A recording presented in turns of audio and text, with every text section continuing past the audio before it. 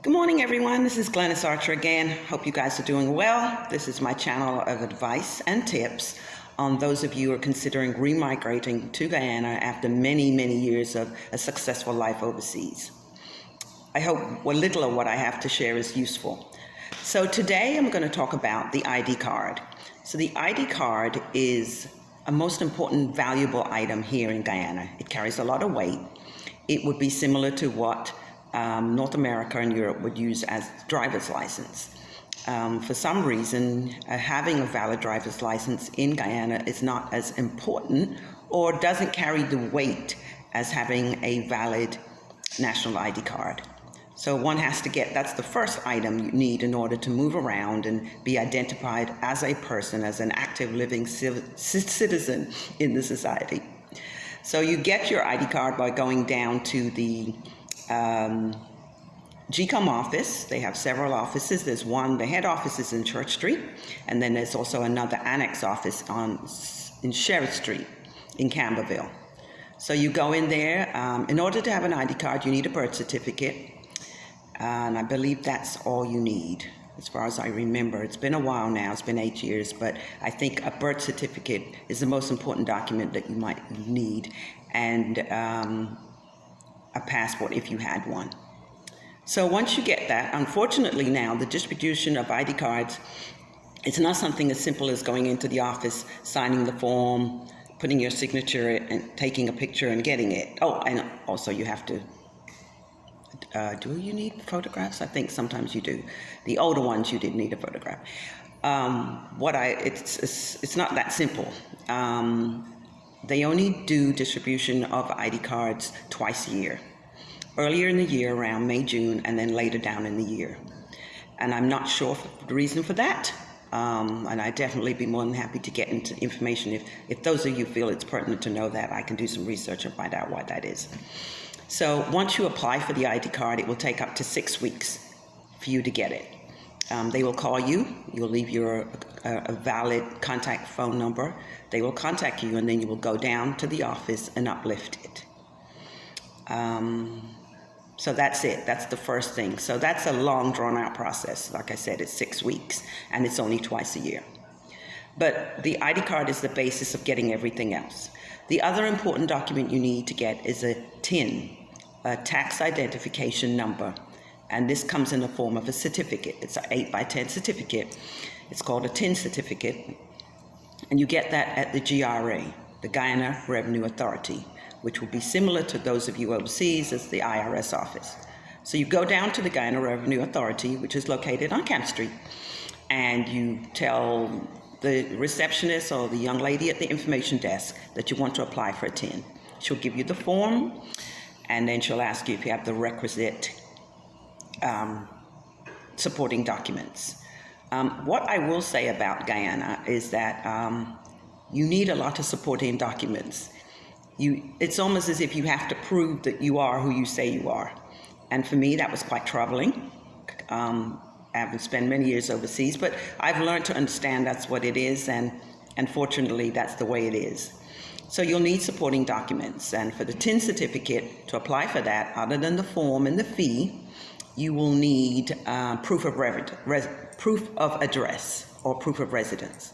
Now, proof of residence is a sticky one. Let's be honest about that. Let's be real. A very sticky one.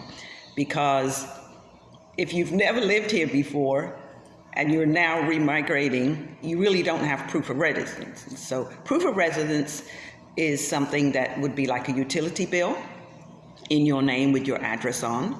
It would either be a bank statement in your name with your local address on, or it will be a mail.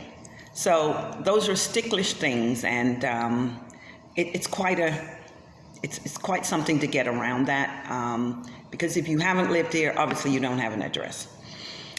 The third one would be your ID card. So you would need your ID card and a proof of residence, all those things that I included. Now that process has been reduced since I've been here. It used to take a very, very long time, but I think you can get your TIN certificate now within 5 days. So you go down to the GRA office, fill out the form, pay the fee, and They will contact you, I believe. No, they will give you a slip. They will give you a slip, and on that slip is your return date to uplift everything. So that's that done. The third most important thing, if you're planning on being here permanently, of course, would be a bank account. Now, opening a bank account in Guyana, it's actually like an act of Congress. And I say that very tongue-in-cheek because it's one of the most difficult things to do. They need so much verification. And to explain that to people, for those who are not familiar and who've opened bank accounts on their lunch break overseas, the reason because for so very, very long, Guyana was on the blacklist, the money laundering, anti-money laundering list. It's a blacklist. We've only been removed from that blacklist 2 years now, but some of the thoughts are still endemic in the society. The way people think is still part of their mindset. So it's a struggle to get past that. So yes, you do need everything but your grandmother to show up in order to open a bank account. So would I say be patient with the process? It's a personal thing. I would tell you, allocate at least 3 or 4 hours of your day to open a bank account because the process is tedious. You need proof of income, which of course, if you haven't worked here or you're a retiree, you wouldn't have. So for those overseas, it would be your pension statement, your 401k statement, or your Social Security statement. That's a proof of income. It would be, you need proof of address. Here we go again with that. I just dealt with that previously with the TIN certificate. You would need your ID card. Your driver's license, your overseas driver's license could work as long as it's valid. But they may well ask for your passport to counteract that. And of course your deposit. Be patient, shop around looking for banks. I made several mistakes when I first came here in 2012. I chose the biggest bank because for me, I'm not a person that goes inside a banking institution. I want ATMs. I want to be able to drive up, jump out my car, put my card in the slot, take my money and go. So I chose the largest bank with the most ATMs that were available. There are ATMs everywhere. So that was my thought process. I should have done my due diligence and looked to find out the kind of customer service said bank was offering or the kind of anti-fraud protection said bank was offering, and I didn't. So I would guide you along that. And in another video, I will go deeply into banks. I will specify a time to just go through the banks one by one. But do your due diligence, and in terms of the banks aren't offering high interest rates like what we're accustomed to overseas, so don't expect that. It's pretty much just a holding place for your money. It's not absolutely necessary to have a checking account here because people aren't writing a lot of checks. Guyana is still very much a cash society. That was a struggle for me, and I'll be very upfront and be honest with you. Having to have large amount of money on me at all times has been difficult for me. Very few stores, and I say very few stores, are using POS, which is point of sale, where you could use your debit card. The supermarkets use it, and the mall, the Giftland Mall, they use it. The other stores are not comfortable with it. I don't know if because the merchants have to pay such a large fee to have the machine on site. Internet is always a problem, as I'm sure you've experienced, communicating with loved ones and friends. So having cash is the way to go.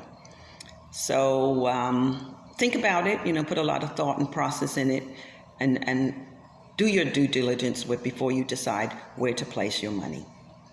So I think for today, that's all we'll cover, and I'll probably come back later with another topic.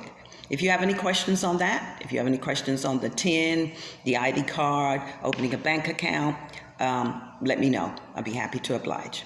Have a great day.